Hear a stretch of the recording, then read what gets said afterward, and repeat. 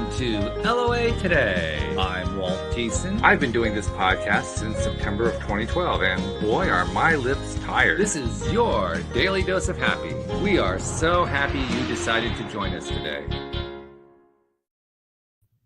Our friend Neo is off doing yet another show, so he won't be able to join us today. But man, that guy's like a world traveler. He is just manifesting opportunities for him to share his thoughts, become things, motif everywhere.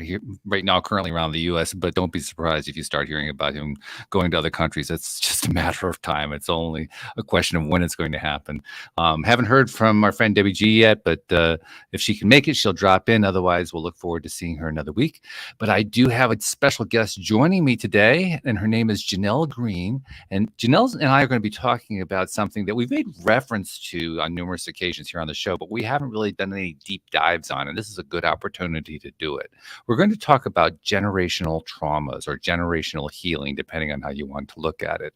And Jeanell, I personally have my own generational issues I've had to work with. I know yours are around divorce. I actually just went through a divorce, but I don't have that as a generational thing. My generational stuff has more been around businesses. I have loads of failed businesses in my family's background, and that's what I've been overcoming in my life. But that generational thing, it took me a long time to realize, first of all, that it was real. And then once I realized it was real, then it took me like, well, how the heck do you fix that? I mean, I can't fix somebody else's life. I'm having enough trouble with my own life, let alone my grandparents. Forget that. That's not happening. So it's a challenging concept, and yet we're finding more and more that we have to deal with that. So first of all, welcome. Thank you for joining me on the show today.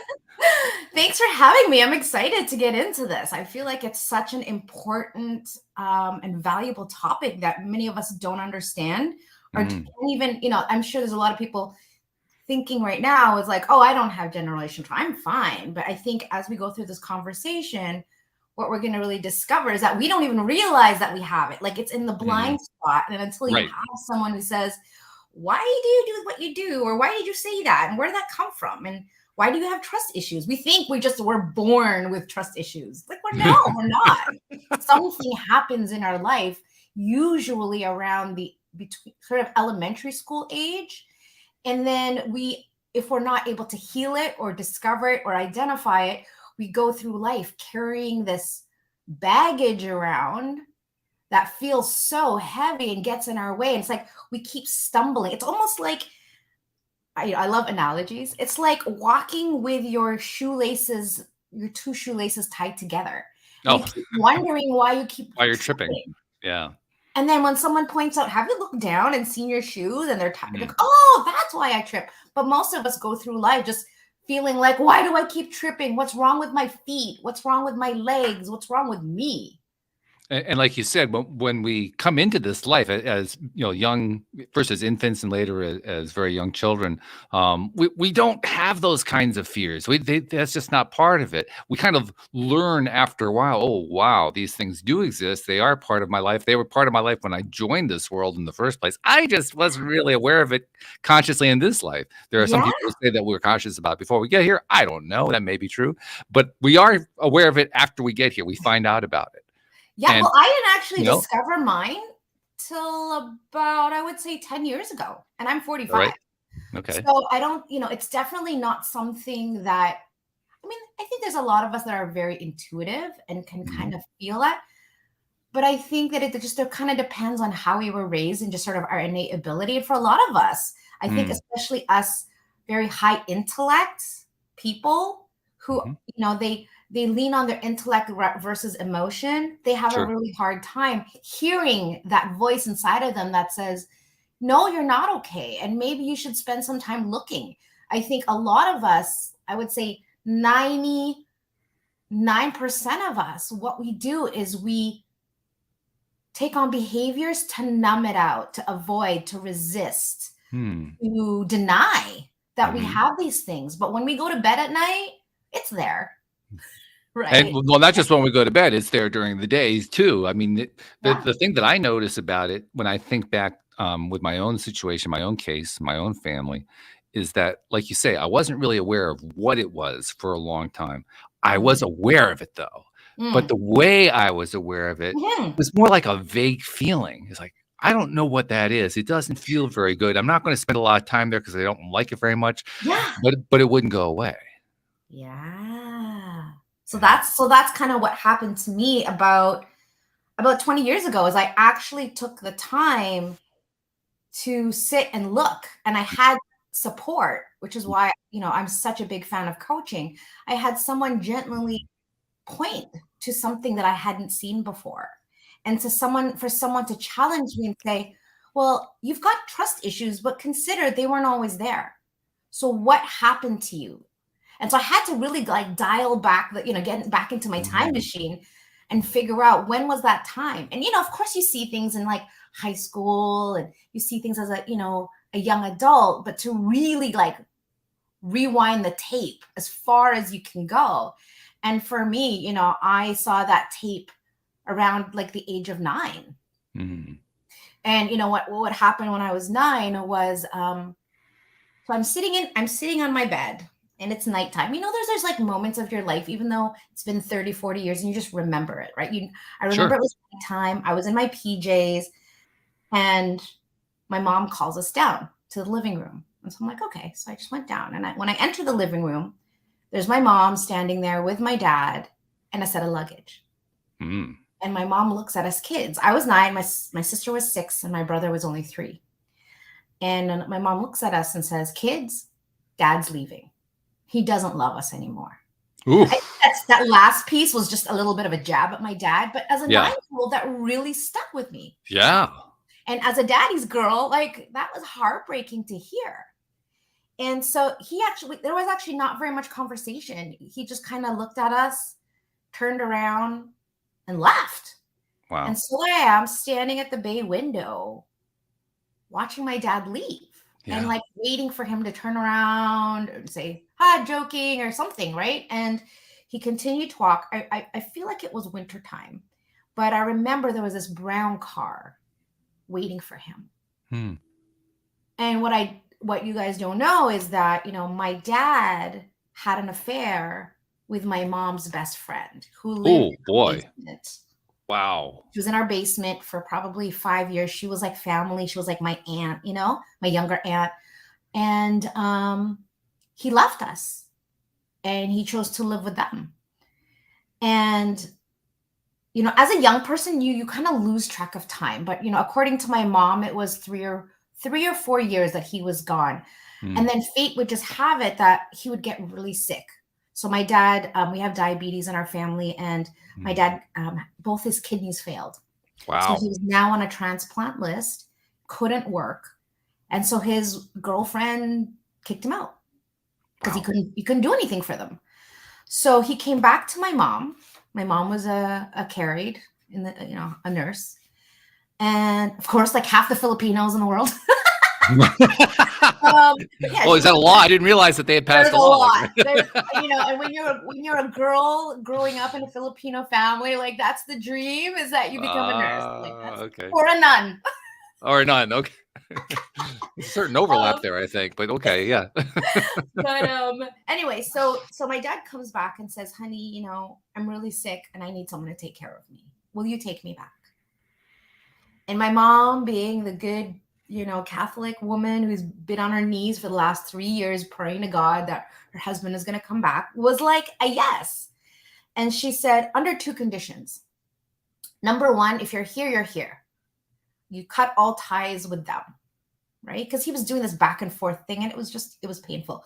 And then the second thing is, she says, we just forgive each other and we never talk about this ever again. Ooh, boy. Wow. So my dad was a yes. And for the next 13 years, which is until he passed away, my mom honored her word. She never brought it up, no matter how many arguments or how much he pissed her off. My dad would actually bring it up. And my mom's like, nope, we're not talking about this. This is over. We're not going to let that poison our family. And the cool thing was that my dad was a better father because he wasn't working. He started to go to church again. He was a better husband. And the last 13 years were amazing. But, until he passed away.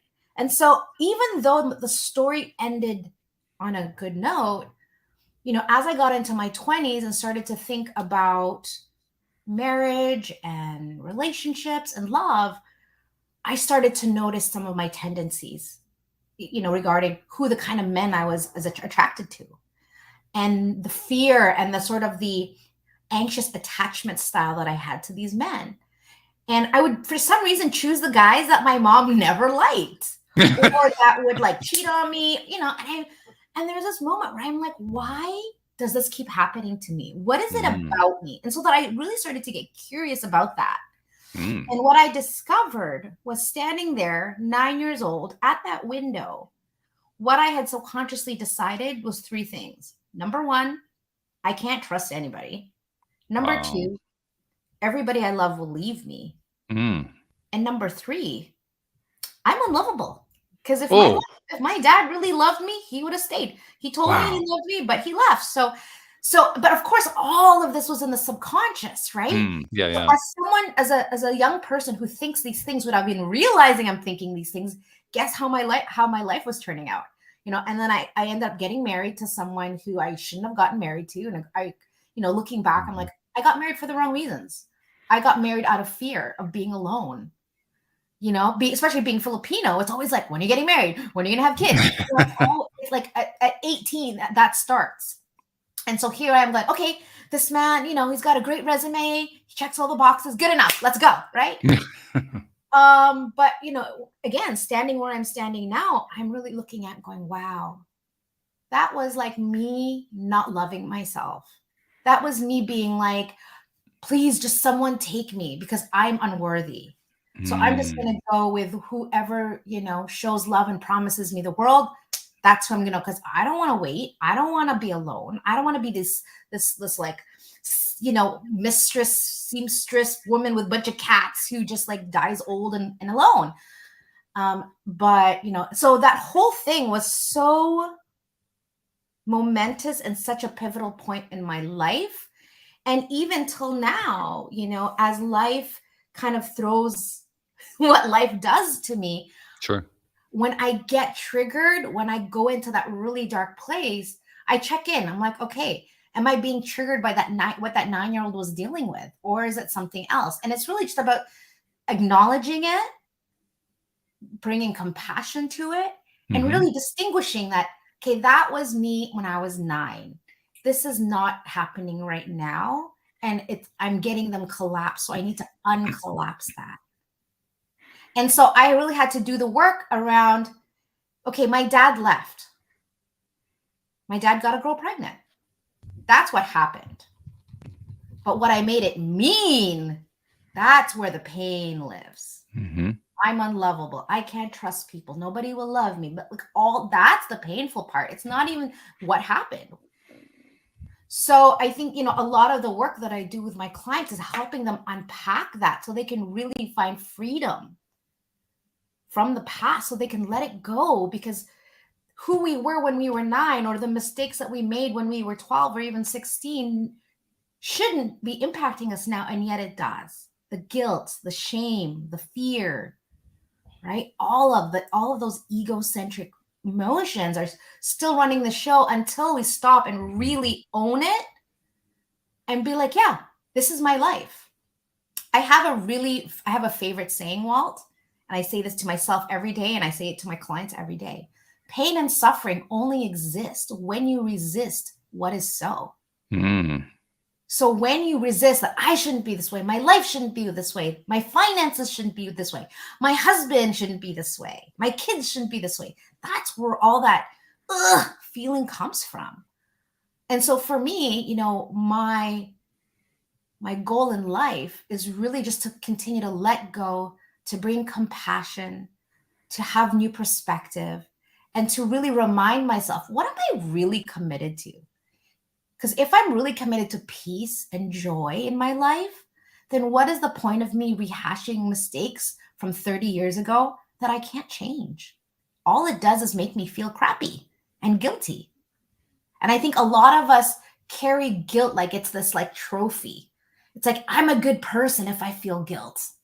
Because if you don't feel guilt, well, maybe that means you're you're not taking responsibility. And what I challenge people is, well, what if you could just be that powerful person you are without the guilt?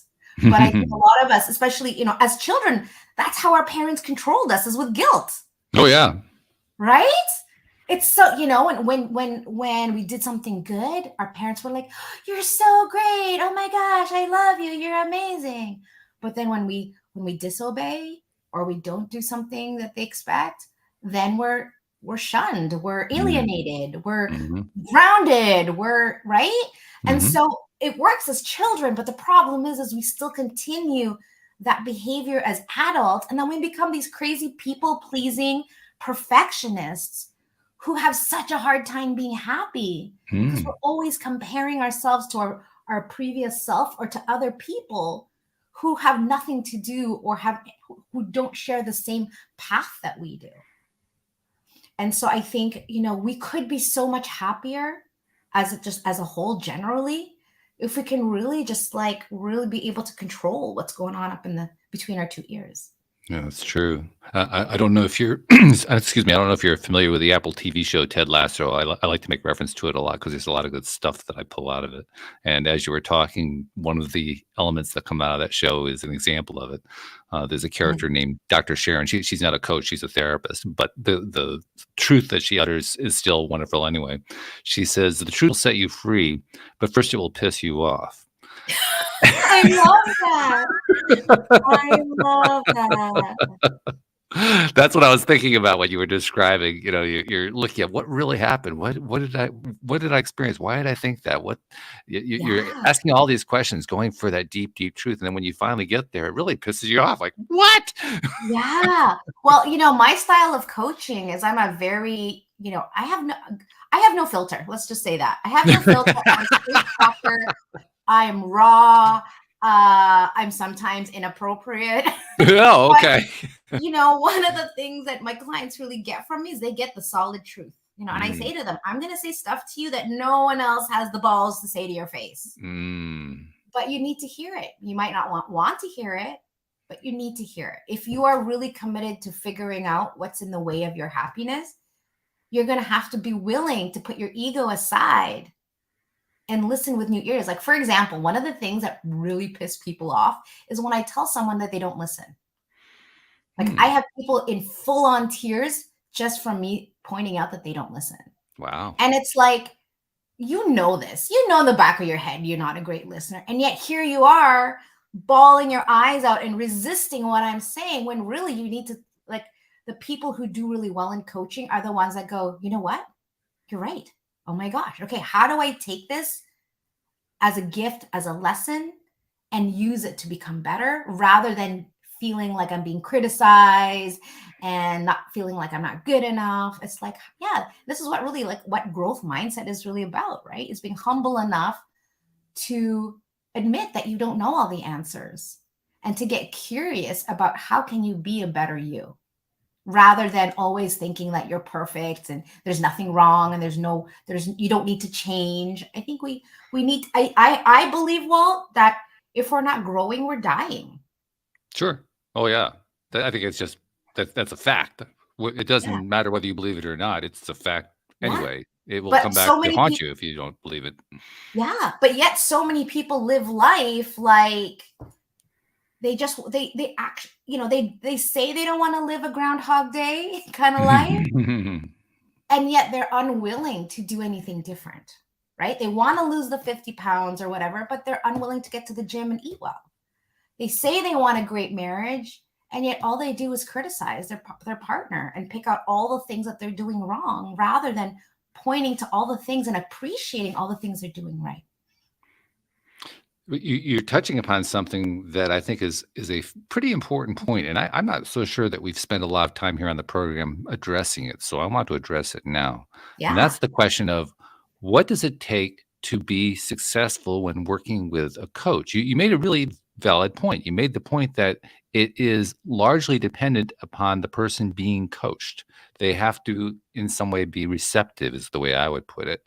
But talk about what you think is the difference in mindset and behavior, whatever way you want to come at it, between somebody who is ready to be coached and someone who isn't.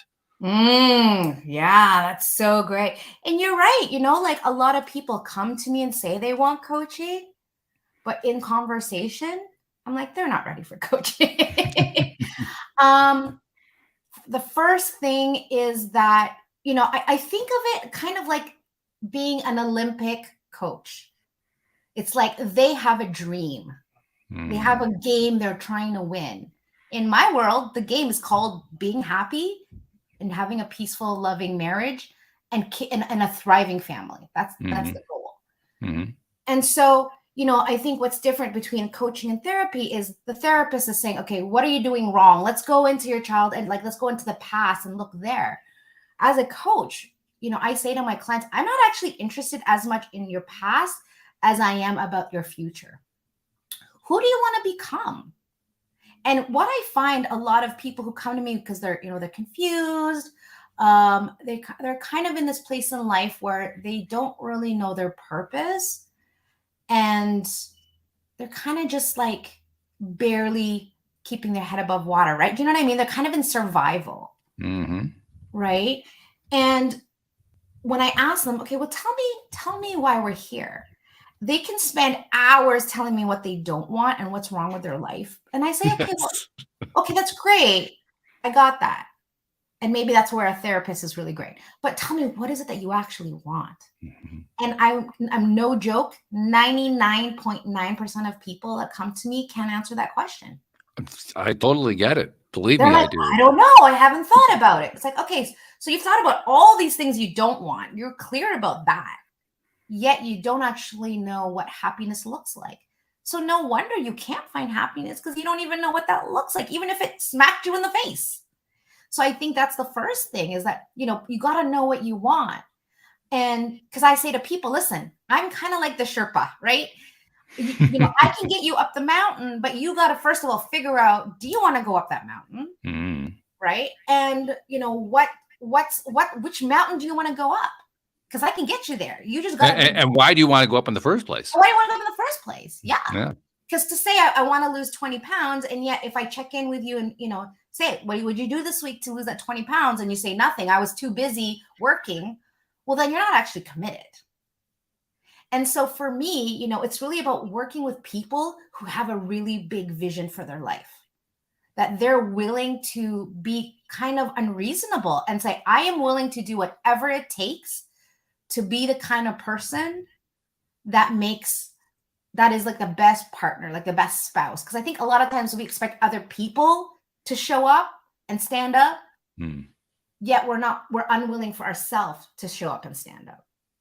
So you've identified two key pieces there. The first key piece being to decide I'm going to answer the question with detail of what it is that I want instead of not just what I don't want. And then the second part being I am willing to commit to make that happen. Yeah, because change, people, one of the things that women especially complain about is that my husband said he was going to change, but then he didn't. So that must mean that he doesn't care. And so as a coach, I go, well, is that really true? Or perhaps he wants to change, but doesn't know how. And the reason we don't know how is because change exists outside of what we think we know. Change occurs in the uncomfortable realm. Change occurs outside of our comfort zone, right? And so unless we're willing to get uncomfortable, like again, going back to the Olympic trainer, unless you're willing to change your eating habits, get up at 6 o'clock in the morning and train for 10 hours, if you're that committed, then yeah, your chance of getting gold highly increases. But if you're like, I kind of want to be an Olympic star, but I kind of want to just keep eating burgers and fries, well, then you're not going to win. And so these clients of mine have to be willing to set aside all of their judgments and the resentments so that they can create something newly. Otherwise, they're just going to be stuck in the same old swamp of old resentment and it's going to take them to their grave or divorce.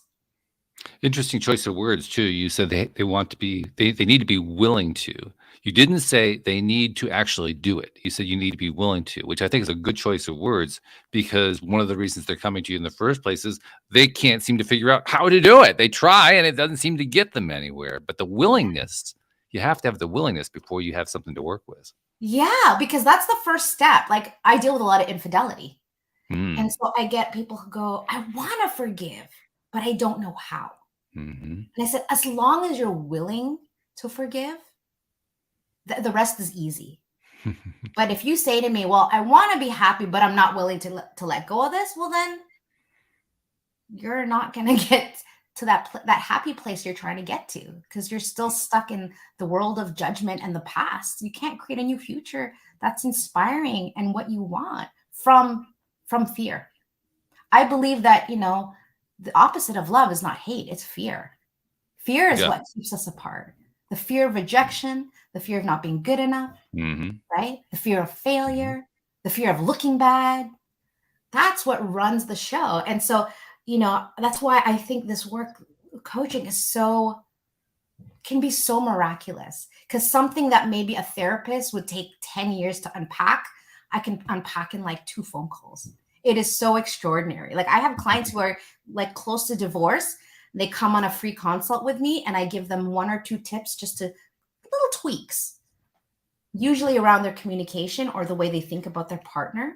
Mm-hmm. And as soon as they implement it, they're like, Jeanell, wow, like, we did that thing you said and it's like totally changed. So they don't actually need coaching from me. And that's great. It's like, I don't want everyone to come with me just to come with me. It's like, but if you're stuck, you're like, Jeanell, I got what you said. We just keep getting stuck in the same vicious cycle, right? Of not listening to each other and disrespecting each other. We just don't know how to break the cycle. The beauty, and I think one of the most valuable things of having a coach, is being accountable. Being accountable for who you say you are and want to become, and someone to call you out and point out where you're sabotaging that dream. And we don't even realize it. Yeah. My ex is a former therapist, and one of the things that she used to really preach to her clients was grow or go, which is not the typical message that most therapists give, but she wouldn't tolerate it if you weren't willing to take steps forward. I mean, she was done with you. Yeah. So continue to work with you, continue to help you, uproot those things that have been haunting you from your past if you're willing to do the work. But if you're not doing the work, get out of here. Go. Yeah. Yeah. Well, I do consults a lot, and I go, okay, so tell me what's the problem? And usually one person will say, here's the list of our problems. The other partner will say, no, everything's fine. I don't see a problem. Even though it's super clear that there's a problem, they're like, no, I don't see it. They're just in total denial. And so it makes my job really difficult, because they're unwilling to look at that thing that they hired me for. So I'm like, so what? We're just going to talk about the weather? Like, that's not what I'm here for. I'm here to help you win at whatever game you want to win at. But if everything else, like work, is more important than your marriage, than you becoming the kind of person that you've always dreamed to be, then having a coach is kind of useless, because you're not taking advantage. And I say to my clients all the time, use me up. I have so much experience. And I think one of the greatest gifts I give my clients is compassion. And the reason I feel like I can give such a deep experience of compassion is because I've been there. A lot of what my clients deal with, I've experienced myself, whether it was in my divorce, whether it was as a child, whether it was like sexual abuse, bullying, any of those things. Like, I feel like that's why I can listen in a way that my clients have never been listened to before. And I think my gift to my clients is my love. As a Filipino, I think in our culture, love is like right there with God. And so it's just innately for me. So I'm like, I decided to create a business where I'm like, so many people need love. I have a lot of people who cry to me, Walt. And I sometimes think I'm like a collector of tears. And believe it or not, it's just same amount of women as to men who cry. It's not just women. But I'm really clear in that moment when I'm sitting on Zoom across from my client, that it is such an honor to be with someone in this most vulnerable moment that even probably their spouse has never seen them in. Mm-hmm. But I think we all need someone to hear us, to have us feel like we matter. Yeah. To listen to us with such compassion and grace and say, you know what, it's okay. Whatever you did wrong, infidelity, whatever, it's okay. You're human. Like you're still worthy. You're still lovable, you know? And I think we beat ourselves up more than anyone else. Oh God, yeah. That was one of my favorite things to point out, and many others have pointed it out as well on this program, which is that if we treated our best friends the way we treated ourselves, we wouldn't have best friends. I mean, seriously. Yeah. Yeah. You know, and the way I grew up, you know, I was a very gifted child. Mm. Not child, person. But, you know, I've kind of been one of those people that a lot of things came easily to me. Like I did really, really well in school. I did really, really well in my career. I did really, really well as a musician, you know, but as an adult, all of a sudden, like all of these things are really, really hard. Right. And I can't remember where I was going with that. What were we talking about? That's right. I'll rescue with another question. No problem. Thanks. I was going down a path and I was like, where was I going? Sorry. It happens periodically. Sometimes I can just talk my way through it, but sometimes I can't. I was like, where was I? You know, I like I said, I'm a no filter. If I forgot my thought, I say, you know what? I forgot my thought. Well, I'll tell you what, I'm going to bring in a question that kind of ties into something you were starting to talk about. I get the impression that most of your clients, it's just one person that you're working with, but I also get the impression sometimes you're working with a couple. And I actually mostly work with couples. Mostly with couples. Okay. So that raises a really interesting question and a problematic question, one I'm sure you've run into many times. If you get a couple in, very often they aren't in agreement about what they're trying to accomplish. One person wants to fix something, make something better. The other person, like to use the phrase you were using before, I don't see anything wrong. That's a challenge because now you got people that they don't even have the same goal in mind. Yeah. And this is the exciting part, is having them realize that they are actually committed to the same thing. So, you know, when I do these consults, my first question is, why are we here? And it's usually problem. Mm-hmm. And then what do you want? At the end of the day, what do you want? Like 30,000 foot view, right? Like high level. What is it that you want? What they realize is they want the same thing. They want to be happy. They want to be appreciated. They want their kids to grow up with both their parents. They want to feel connected. They want to feel respected. We're not that different. But I think a lot of times couples look at it like, oh, he likes chocolate and I like strawberry. Oh, we're too different. We can't get along. It's like, no. You both like ice cream. And it's okay that you like different flavors, but you both like ice cream. And so that first consult is really, that goal is like, okay, what can we both agree on? And what do we both want? And then are we actually in agreement that that's what we want? Like that's the destination that we both want to get to. It's called, so for some couples, more sex, for example, right? And it's like, okay, well, if you guys both agree on that, that's what's important. How you get there is irrelevant. But you just got to know that you're moving in the right direction. If someone wants to live in New York and the other one wants to live in LA, well, that's going to be a really hard marriage. Yeah. There's not an easy solution to that one. Not even a difficult solution. That's an almost impossible solution at that point. Yeah. Just because there's so much at odds with each other in terms of what their wants are. Their desires are different. Yeah. And I think it's, first of all, finding out what we have in commonality. And then the second thing is really understanding what is actually wanted and expected. Because a lot of times, let's be honest, Walt, most of us were never taught how to communicate in a healthy and loving and respectful way, especially in a romantic relationship. Especially in talking about generational trauma, depending on what we saw in our parents, if our parents were even together, and usually it's negative. Like most of my clients have all mommy daddy issues. It's negative. They saw their dad screaming. They saw their mom crying. They saw dad shutting down and numbing out and leaving the house. And then we end up repeating these behaviors. Mm. Even if we know it's not right, even if we know dad shouldn't have been hitting mom, dad shouldn't have yelled at mom, whatever, right? We can't help but repeat those habits because that's what we saw as That children. was our model. That was our model. And so it's like, how do we undo that?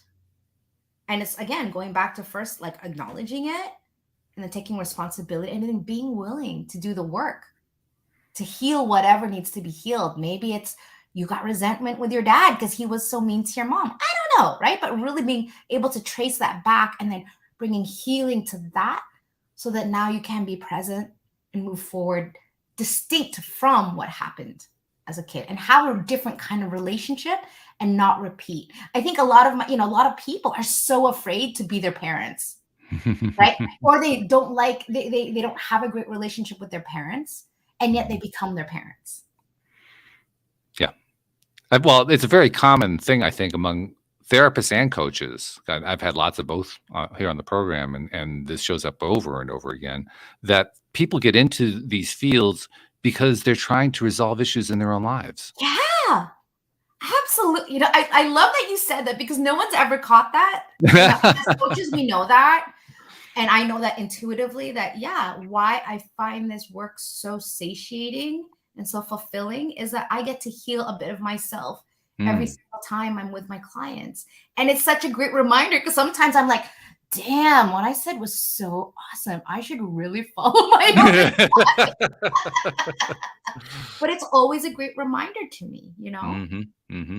And the motivation getting in the first place is very often for the exact reason you gave, that the model that we each had growing up, or in the case of the future therapist or the future life coach, that model was insufficient.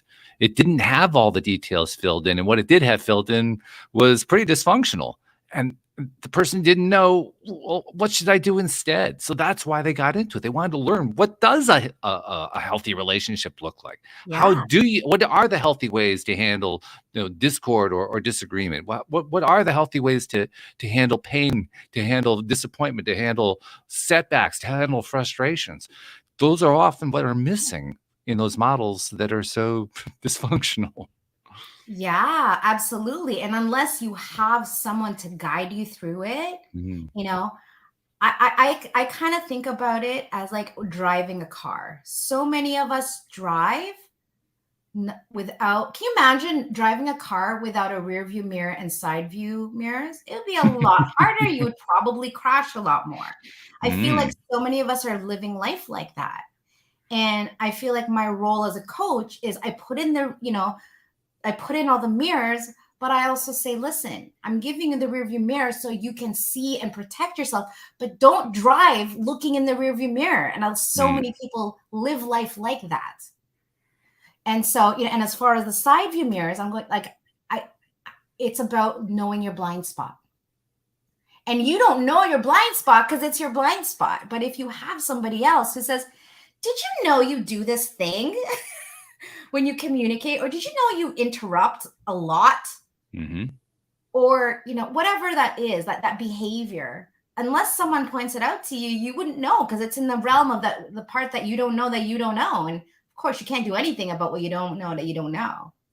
Right. And so I feel like that's part of my role as well, is really helping my client understand who they are, why they are the way they are, but also being able to move forward distinct and create powerfully who you want to become. It's a torturous description that you gave, but it's accurate because we very often are not aware, or if we do have an awareness, it's an awareness on an oblique level. It's like indirectly, like you keep running into the same situation over and over again. You keep getting the same result. And at some point you say, I keep getting the same result over and over again. Why am I getting the same? You said that earlier about, your dating life. Why am I getting the same result over and over again? It does, we do kind of grasp that there's something going on. We just haven't quite figured out what it is yet. Yeah. And then even if we figured it out, we're like, okay, now what? Now what? Right. Yeah. And I think that's really, this is a great example of what the difference is between therapy and counseling to coaching. People often come to me after they've done counseling and coaching, or counseling and therapy. And they're like, okay, well, I sat in that chair for a year or two and it's like, okay, great. I see all these things now. But then what do I do about it? So Well, that's where I think the difference, now I'm not a therapist or a coach, but my take on it is the therapist goes through to try to heal what happened in the past. The coach tries to take where you are and help you move into the future. To me, that they're looking in different directions. Yeah, well, I guess then I'm different because I do both.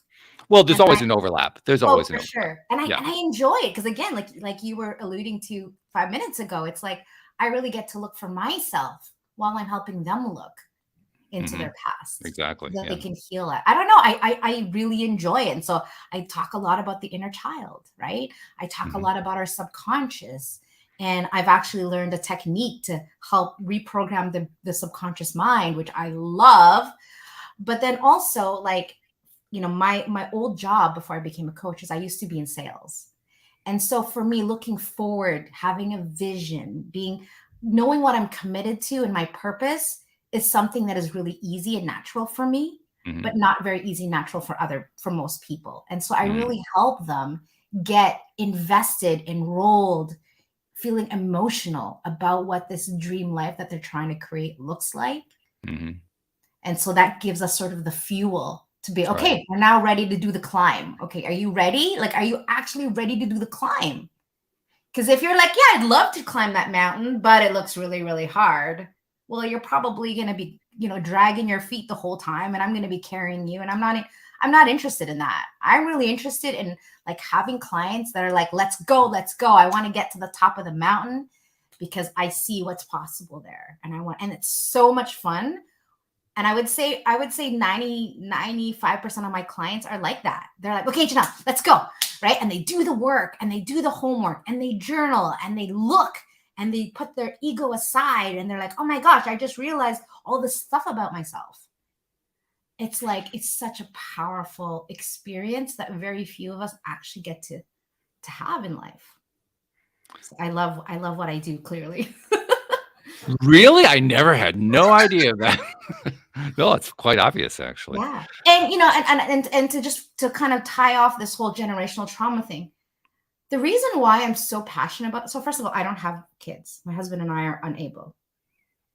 But, you know, I love children and I'm so passionate about family, right? As a Filipino, as a Catholic woman, that is my foundation. That is my center, you know? That's my roots.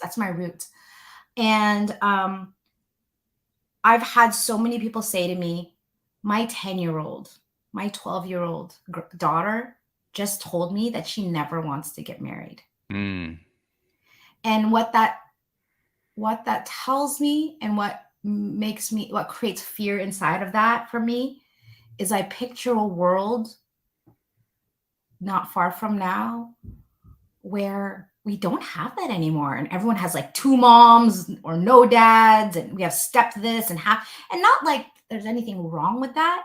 But I just feel like the core values of what family is about is disappearing. You know, we say we're committed to marriage. And yet it's like, you know, I met one person who was like, if my wife doesn't have sex with me 4 times a week, I'm divorcing her. Oof. If I catch her having a drink at any point, I'm divorcing her. I'm like, really? that's all it takes, you know? And they don't have kids, so not a big deal. But when you have children, like again, being a 9-year-old in that scenario with my parents, what I made up was that my dad didn't love me, and that's not the case. But that's what I made up, and now I'm going through life healing that. And so many of my clients who have parents who have separated or parents who have abandoned them are dealing with all of those old emotions. And it's making us sick. It's making us lonely. It's making us depressed. And we are just, what I'm really discovering, especially in the corporate world, is so many people say, you know what? Love is not for me. I'm just going to go and make lots of money, thinking that that's what happiness is. Sure. And it makes me so sad. And that's why this whole generational trauma thing is really, really a big topic for me that I want to bring to light. I can see that. Well, earlier you were talking about the let's see. I want to make sure I'm framing this the way that I want to frame it. You're talking about the importance of knowing what it is that you want instead of just what you don't want, which kind of, for me, that throws back to I mean, this show originated around the idea of law of attraction. Yeah. One of the main teachers of law of attraction is Abraham Hicks, and one of the Abraham Hicks main teachings is you experience what you don't like to help you know what it is that you do like. You experience what you don't want so that you can have a better idea of what you do want. But there's also that kind of it's not a trap. It's more like a place to get stuck. Mm-hmm. Because like you said, if you don't actually take that information about what you don't want or don't like and use it as an opportunity to kind of take a moment and pause and say, okay, so what is it I really do want instead? You never actually make it to step 3 in the manifestation process. You're still stuck between steps 1 and 2. And that's the big role that the coach plays, is to help the person who's kind of stuck between steps 1 and 2. How do they get to step 2 and then over to step 3, where they can start manifesting the kinds of lives that they want to have? So that's a big part of what you're doing. The generational piece, when you introduce that creates a complication that is actually part of the Abraham Hicks model, but they don't really talk about that in detail. And that piece is, there is a vibrational essence. That's the way we usually describe it. There's a vibrational essence that carries on generationally. And it can carry on even, I mean, in the case of the story that you told a story about how you experienced your parents' divorce and then you experienced your own divorce. So you were alive through both of it. But it can also play in a way that it happens before you're even born. And then energetically, it enters your life and it plays out in your life anyway, despite the fact you weren't even alive yet. Yeah, you know what? I'm actually dealing with this. Seriously, I've never actually talked about this before, but there's this part of, okay, so I'm really committed to creating this coaching business that is going to impact at least 10 million lives before I die. Woo! Now there's a goal. Whoa. Yeah. And, there's a part of me that I grapple with every single day. And it sounds like this. Who do you think you are? And I'm like, where did that come from? Because like I said to you, when I was young, I've always been top of whatever it was I was doing. Mm-hmm. Right. And so I'm wondering, like, where did that who do I think I am come from? And so, I've been talking to healers and things like that. And all of them say it's all it's like my ancestral line, especially on my mom's side. My grandma only had a grade 4 education. She worked in a cigarette factory for like cents a day or cents an hour. Mm-hmm. She had 7 children with 3 different men. And they lived in such poverty. Yeah. And even though I was born in Canada, there's so much of that the way of thinking and that sort of like scarcity mentality. Oh yeah. That I feel is like, I don't actually think it's mine. Mm-hmm.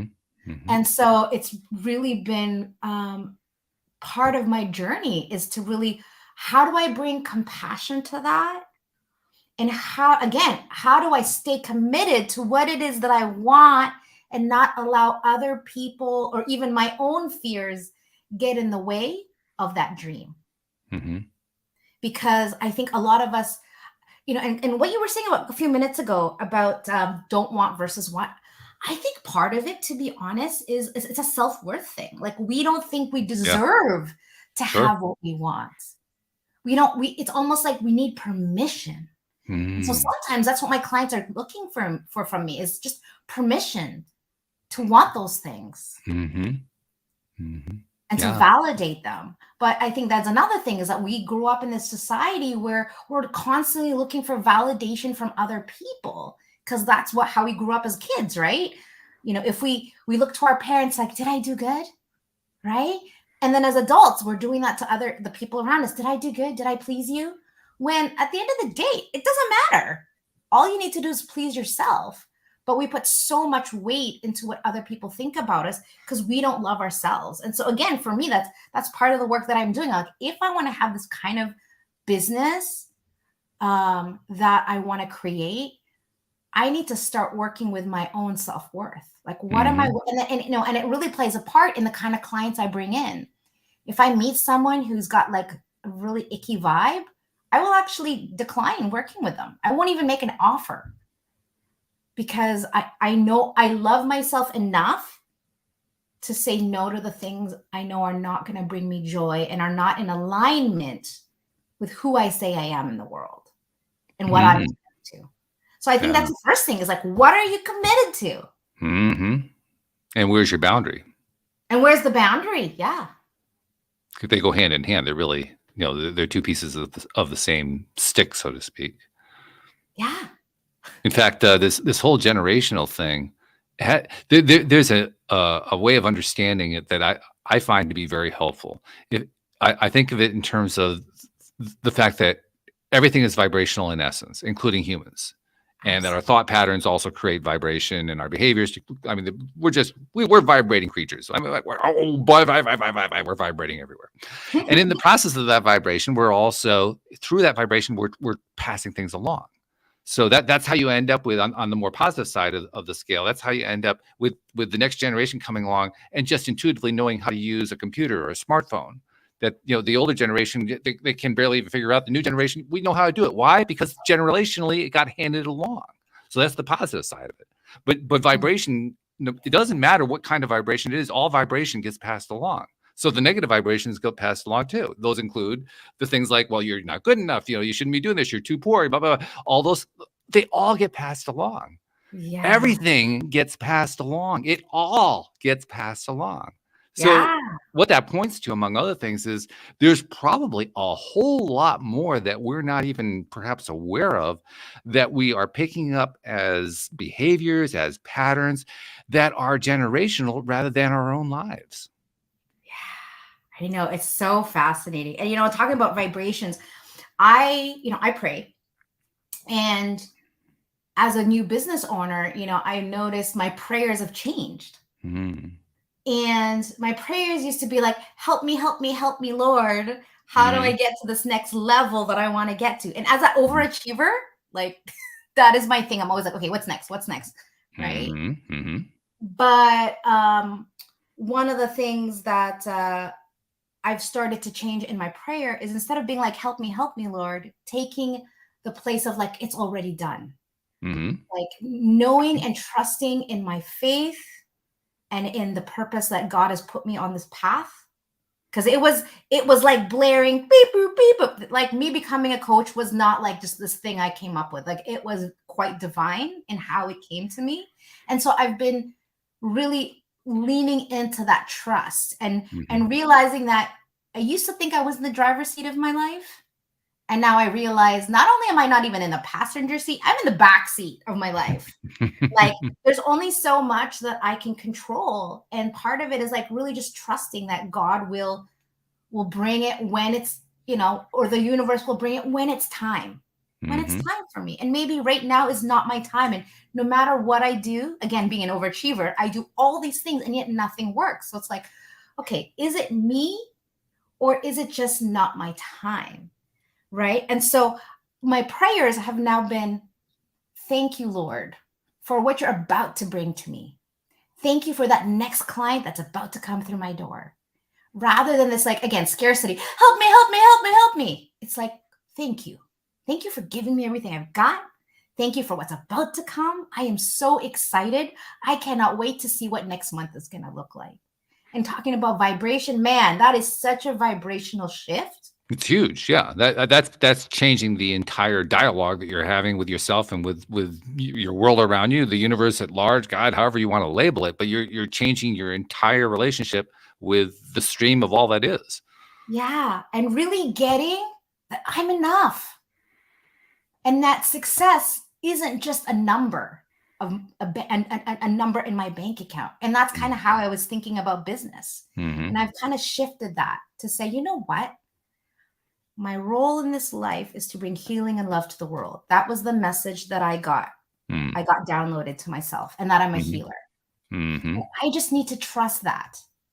And whatever is meant to come my way, I will be guided. And I just need to trust in that rather than taking this very egocentric approach and just being like, trying to like force and like push and push.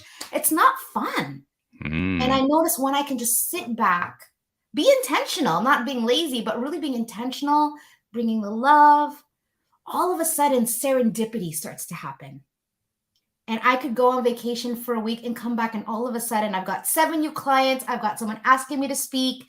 I've got all these new opportunities that I didn't even expect. It just came. And so I have also really been working on my vibrational energy and going, how can I be the best version of me so that every time I come in with a client that they get 110% of me, and that little bit of me rubs off on them. And yeah. That's good. That's really good. We're running low on time. I'm just realizing, and there's a couple things we need to talk about. First of all, you have a program that we haven't talked about yet, Resetting Your Marriage. Talk about that for a moment. Yeah. Well, you asked me a question earlier, which I didn't respond. So I'm going to answer that question first. The way my program works is when couples come to me and say, we need help with our marriage or our relationship, the program that I've created is unique because it's not just addressing the immediate concerns of the couple, but what I actually include, because I'm also a life coach, is I spend time with them privately. I kind of alluded to it earlier, but so not only do they get to work with me on skills and behavior change in the relationship, but in the private sessions, we go deep. We go into talking about their parents. We go talking about, childhood emotional wounds.